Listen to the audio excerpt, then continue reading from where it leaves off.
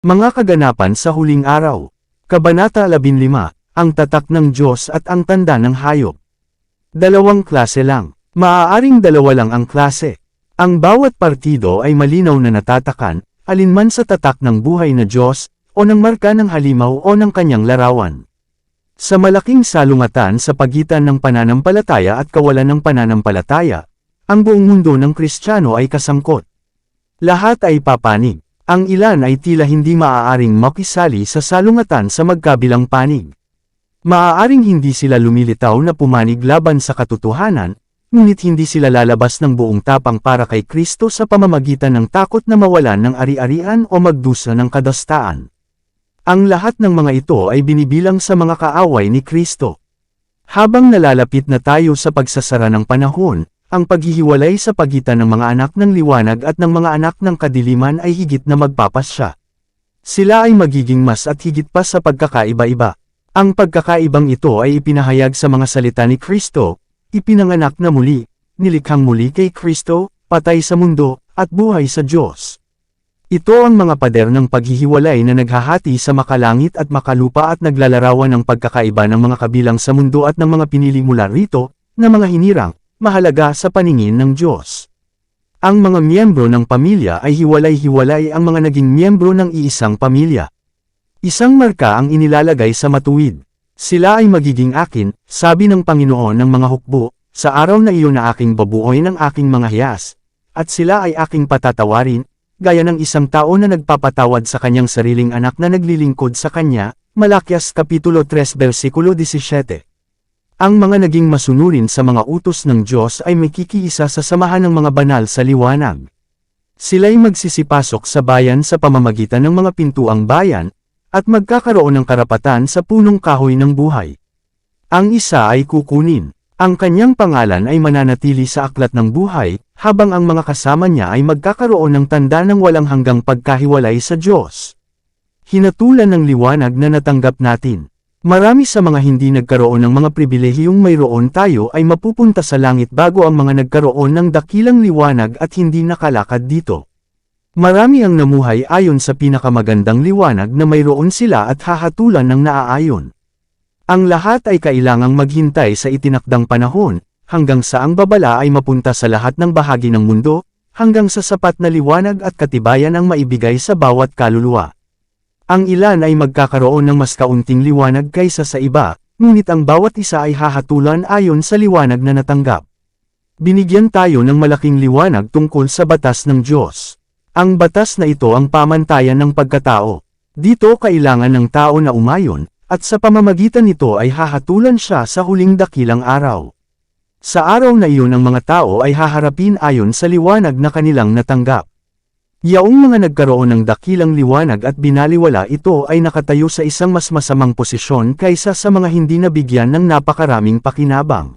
Itinataas nila ang kanilang sarili ngunit hindi ang Panginoon. Ang kaparusahan na ipinapataw sa mga tao ay sa bawat kaso ay magiging katumbas ng kahihiyan na kanilang dinala sa Diyos. Ang bawat isa ay dapat magkaroon ng sapat na liwanag upang makagawa ng kanyang desisyon ng matalino. Walang dahilan para sa sinasadyang pagkabulag. Walang sinuman ang hahatulan sa hindi pakikinig sa liwanag at kaalaman na hindi nila kailanman taglay, at hindi nila matamo. Ngunit marami ang tumatangging sumunod sa katotohanang inihain sa kanila ng mga embahador ni Kristo, dahil nais nilang umayon sa pamantayan ng mundo, at ang katotohanan na umabot sa kanilang pangunawa, ang liwanag na nagningning sa kaluluwa, ay hahatol sa kanila sa paghatol. Yaong mga may pagkakataong marinig ang katotohanan ngunit hindi nagsisikap na marinig o maunawaan ito, iniisip na kung hindi nila marinig ay hindi sila mananagot, ay hahatulan na nagkasala sa harap ng Diyos na parang narinig at tinanggihan nila. Walang dahilan para sa mga piniling magkamali kapag naiintindihan nila kung ano ang katotohanan. Sa kanyang mga pagdurusa at kamatayan ay ginawa ni Jesus ang pagbabayad sala para sa lahat ng mga kasalanan ng kamangmangan, ngunit walang probisyon na ginawa para sa sadyang pagkabulag. Hindi tayo mananagot sa liwanag na hindi nakarating sa ating pangunawa, ngunit sa ating nilabanan at tinanggihan.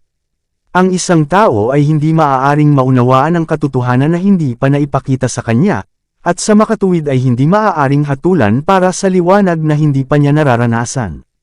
Ang kahalagahan ng praktikal na kabutihan. Ang mga desisyon sa huling araw ay bumabilang sa ating praktikal na kabutihan.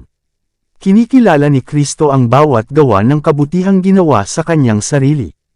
Kapag ang mga bansa ay natipon sa harap niya, magkakaroon lamang ng dalawang uri, at ang kanilang walang hanggang tadhana ay matutukoy sa pamamagitan ng kung ano ang kanilang ginawa o napabayaang gawin para sa kanya sa katauhan ng mga dukha at nagdurusa.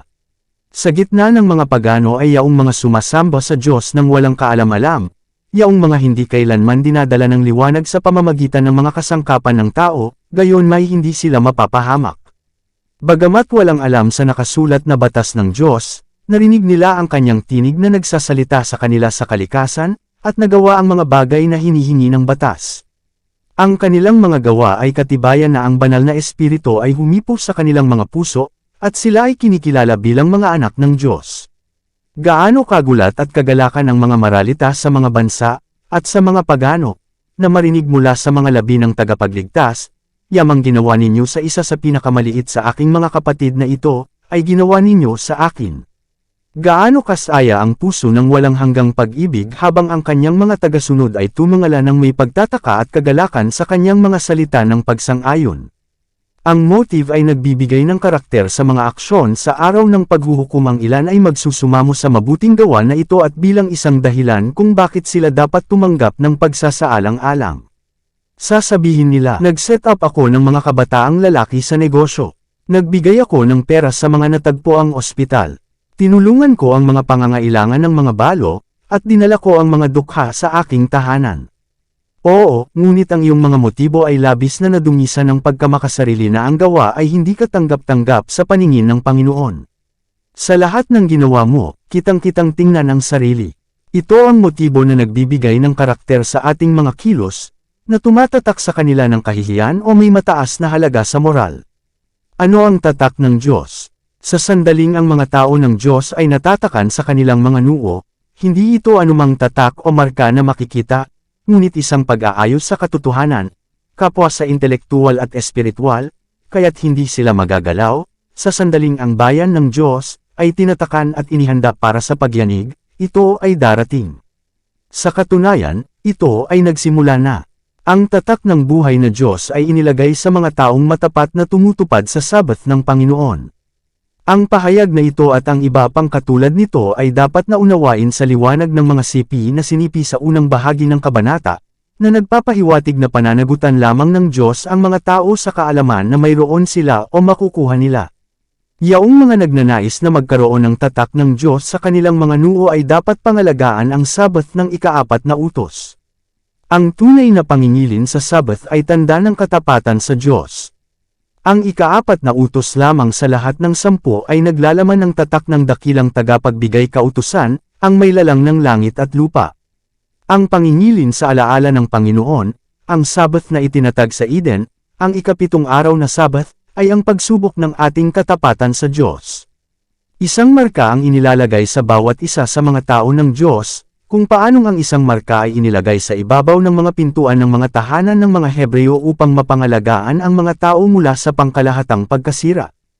Ipinahayag ng Diyos, ibinigay ko sa kanila ang aking mga Sabbath, upang maging isang tanda sa pagitan ko at nila, upang kanilang makilala na ako ang Panginoon na nagpapabanal sa kanila, isang pagkahawig kay Kristo sa katangian.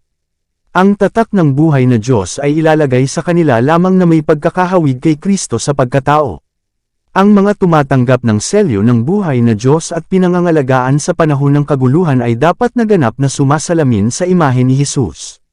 Ang tatak ng Diyos ay hindi kailanman ilalagay sa noo ng isang maruming lalaki o babae. Hindi ito kailanman ilalagay sa noo ng mapaghangad, mapagmahal sa mundong lalaki o babae. Ito ay hindi kailanman ilalagay sa noo ng mga lalaki o babae na may maling mga dila o mapanlinlang na puso. Lahat ng tumatanggap ng selyo ay dapat na walang batik sa harap ng Diyos, mga kandidato para sa langit. Ang pag-ibig ay ipinahahayag sa pagsunod, at ang sakdal na pag-ibig ay nagtataboy ng lahat ng takot. Ang mga umiibig sa Diyos, ay may tatak ng Diyos sa kanilang mga noo, at gumagawa ng mga gawa ng Diyos. Yaong mga mananaig sa mundo, sa laman, at sa dyablo, ay ang mga taong pinapabor na tatanggap ng tatak ng buhay na Diyos. Nagsusumikap ba tayo sa lahat ng ating bigay Diyos na kapangyarihan upang maabot ang sukat ng tangkad ng kalalakihan at kababaihan kay Kristo? Hinahanap ba natin ang kanyang kapunuan, patuloy na umabot ng mas mataas at mas mataas, sinusubukan na makamit ang pagiging perpekto ng kanyang pagkatao? Kapag ang mga lingkod ng Diyos ay umabot sa puntong ito, sila ay tatakan sa kanilang mga noo. Ang tagapagtala na anghel ay magsasabing, tapos na. Sila ay magiging ganap sa kanya na kung saan sila ay sa pamamagitan ng paglikha at sa pamamagitan ng pagtubos. Sa panahon ng pagbubuklad ngayon, nakita ko na ang kasalukuyang pagsubok sa Sabbath ay hindi maaaring dumating hanggang sa ang pamamagitan ni Jesus sa banal na lugar ay natapos at siya ay nakalampas sa loob ng ikalawang tabing, kung kaya't ang mga Kristiyanong nakatulog bago ang pinto ay nabuksan sa kabanal-banalan, nang matapos ang sigaw ng hating gabi, sa ikapitong buwan, 1844, at hindi nangilin ang tunay na Sabbath, ngayon ay nagpapahinga sa pag-asa, sapagkat wala silang liwanag at ang pagsubok sa Sabbath na mayroon tayo ngayon mula nang mabuksan ang pintong iyon. Nakita ko na tinutukso ni Satanas ang ilan sa mga tao ng Diyos sa puntong ito. Dahil napakaraming mabubuting Kristiyano ang nakatulog sa mga tagumpay ng pananampalataya at hindi tumupad sa tunay na Sabbath, nag-aalinlangan sila tungkol sa pagiging pagsubok nito para sa atin ngayon.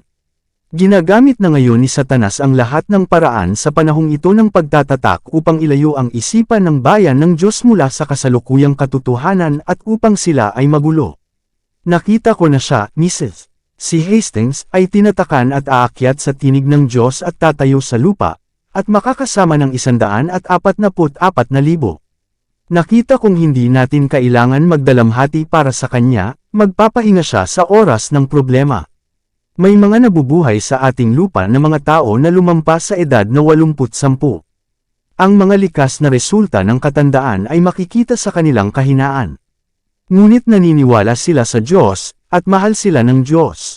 Ang tatak ng Diyos ay nasa kanila, at sila ay magiging kabilang sa bilang ng mga sinabi ng Panginoon, mapapalad ang mga patay na nanggamamatay sa Panginoon.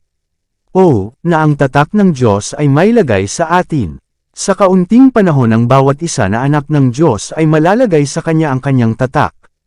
O, na ito ay mailagay sa aming mga noo. Sino ang makatitiis sa pag-iisip na dumaan kapag ang anghel ay humayo upang tatakan ang mga lingkod ng Diyos sa kanilang mga noo? Kung ang mga mananampalataya sa katotohanan ay hindi pinaninindigan ng kanilang pananampalataya sa medyo mapayapang mga araw na ito, ano ang magtataguyod sa kanila pagdating ng dakilang pagsubok at ang utos ay lumabas laban sa lahat ng mga hindi sasamba sa larawan ng halimaw at tumanggap ng kanyang marka sa kanilang noo o sa kanilang mga kamay? Ang solemn na panahong ito ay hindi nalalayo. Sa halip na maging mahina at walang determinasyon, ang bayan ng Diyos ay dapat na nagtitipon ng lakas at tapang para sa oras ng kaguluhan. Ano ang marka ng halimaw? Si Juan ay tinawag upang masdan ng isang taong naiiba sa mga sumasamba sa halimaw o sa kanyang larawan sa pamamagitan ng pag-iingat sa unang araw ng linggo. Ang pagdiriwang ng araw na ito ay tanda ng halimaw. Ang tanda ng halimaw ay ang Papal Sabbath. Pagdating ng pagsubok, malinaw na ipapakita kung ano ang marka ng halimaw. Ito ay ang pag-iingat ng linggo. Ang tanda, o selyo, ng Diyos ay inihayag sa pangingilin ng ikapitong araw na Sabbath, ang alaala ng Panginoon sa paglikha. Ang marka ng halimaw ay kabaligtaran nito, ang pangingilin sa unang araw ng linggo. Pinapahintulutan niya ang lahat, maliit at malaki, na tumanggap ng marka sa kanilang kanang kamay, o sa kanilang mga noo, Apokalipsis Kapitulo 13 versikulo 16. Hindi lamang ang mga tao ay hindi dapat gumawa ng kanilang mga kamay sa linggo, ngunit sa kanilang mga isip ay dapat nilang kilalanin ang linggo bilang ang Sabbath. Kapag natanggap ang marka ng hayop, wala pang nakatanggap ng marka ng halimaw. Ang pag-iingat ng linggo ay hindi pa ang tanda ng halimaw, at hindi ito magiging hanggang sa lumabas ang utos na dahilan upang sambahin ng mga tao ang Sabbath na ito sa Diyos-Diyosan. Darating ang panahon na ang araw na ito ay magiging pagsubok, ngunit ang panahong iyon ay hindi pa dumarating. Ibinigay ng Diyos sa mga tao ang Sabbath bilang tanda sa pagitan niya at nila bilang pagsubok ng kanilang katapatan. Yaong mga, pagkatapos na dumating sa kanila ang liwanag tungkol sa batas ng Diyos, ay patuloy na sumusuway at nagtataas ng mga batas ng tao kaysa sa batas ng Diyos sa malaking krisis sa harap natin, ay tatanggap ng marka ng halimaw. Ang Sabbath ang magiging dakilang pagsubok ng katapatan, sapagkat ito ang punto ng katotohanan na lalong pinagtatalunan. Kapag ang huling pagsubok ay dadalhin sa mga tao, kung gayon ang linya ng pagkakaiba ay iguguhit sa pagitan ng mga naglilingkod sa Diyos at sa mga hindi naglilingkod sa Kanya. Habang ang pangingilin sa huwad na Sabbath bilang pagsunod sa batas ng Estado, salungat sa ika-4 na utos, ay magiging isang pag-amin ng katapatan sa isang kapangyarihan na salungat sa Diyos. Ang pag-iingat ng tunay na Sabbath, sa pagsunod sa batas ng Diyos, ay isang katibayan ng katapatan sa lumikha. Habang ang isang uri, sa pamamagitan ng pagtanggap sa tanda ng pagpapasakop sa makalupang kapangyarihan, ay tumatanggap ng marka ng halimaw, ang isa naman, na pumipili ng tanda ng katapatan sa banal na awtoridad, ay tumanggap ng tatak ng Diyos. Ang pagpapatupad ng pagsunod sa linggo ay ang pagsubok. Walang sino man ang hinahatulan hanggang sa magkaroon sila ng liwanag at makita ang obligasyon ng ika-4 na utos. Ngunit kapag ang utos ay lumabas na nagpapatupad ng huwad na Sabbath, at ang malakas na sigaw ng ikatlong anghel ay nagbabala sa mga tao laban sa pagsamba sa hayop at sa kanyang larawan, ang linya ay malinaw na iguguhit sa pagitan ng huwad at totoo.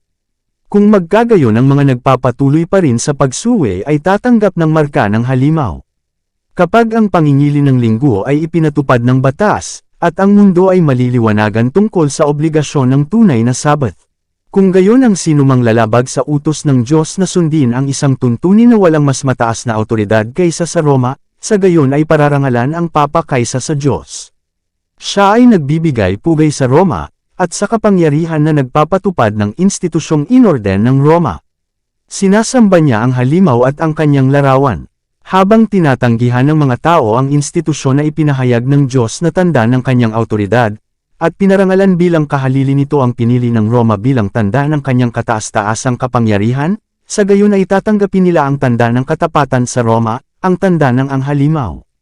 At hanggang sa ang isyo ay malinaw na itinakda sa harap ng mga tao, at sila ay dinala upang pumili sa pagitan ng mga kautusan ng Diyos at ng mga kautusan ng mga tao, na ang mga magpapatuloy sa paglabag ay tatanggap ng marka ng halimaw.